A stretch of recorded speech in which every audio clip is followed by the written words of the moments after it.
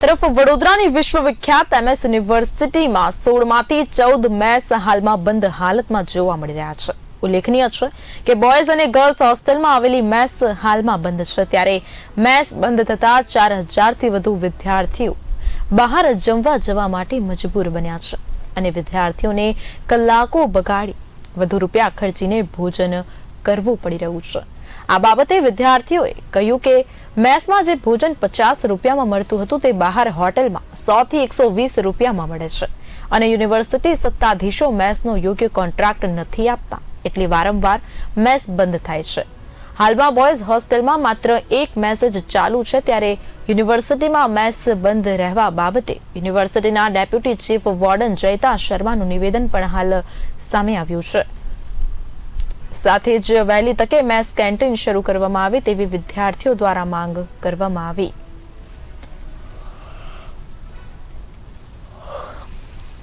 नहीं, हमारा प्रोसेस हो गया है टेंडरिंग का और वीसी सर ने वहाँ से वो भी इसी सब करवा दिया है।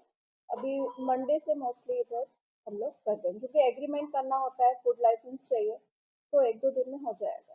अभी हम ऐसे तो सभी हॉस्टल्स में ही है हमारा मेस एंड कैंटीन। 16 हॉस्टल है, तो 16 हॉस्टल में सभी में मेस एंड कैंटीन का प्रोविजन है, तो चल रहा है अभी बॉयज़ कैंपस में, और एक गर्ल्स कैंपस में सेंट्रल कैंटीन भी चल रहा है, और अभी हमने प्रोसेस और 7 का किया है। મેસમાં ખ્યાલથી બધા હોસ્ટેલમાં એક છે, એટલે 8 થી 9 મેસ હશે, તેમાંથી ચાલે 2 જ છે। તેમાં હમણાં જીવડા એવું નીકળ્યું, એના કારણે બંધ થઈ ગઈ છે, એટલે ખાલી જીવરાજ મહેતા હોલ છે ત્યાં જ મેસ ચાલે છે।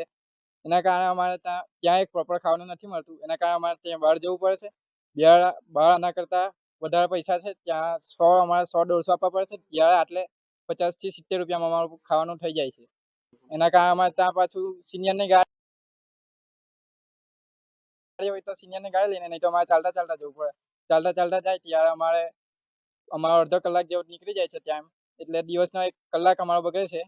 પહેલા તો અમે આ જે હોસ્ટેલની જે મેસો છે એમાં જમતા હતા। આવા જે અવારનવાર બનાવ બનવામાં આવ્યા કે ભાઈ સબ્જીમાં ફૂગ વળી ગયેલી નીકળી, શાકમાં પછી પનીર ખરાબ હતું અને જમવામાં કીડા નીકળ્યા, અને ચોખ્ખાઈ પણ સરખી નહોતી, તો એની લીધે આ મેસ બંધ કરાવીને હવે આખા જે કેમ્પસમાં એક જ મેસ શરૂ છે, જે મોલની મેસ। એટલે હવે અમારે બહાર જવું પડે છે, એમાં પૈસા પણ વધારે ખર્ચાય છે, સમયનો પણ વેડફાય છે, અને એમાં તમે ભણી ન શકો, બપોરે જમવા બહાર જવું પડે, સાંજના જવું પડે, અને તમારો ટાઈમ બગડે।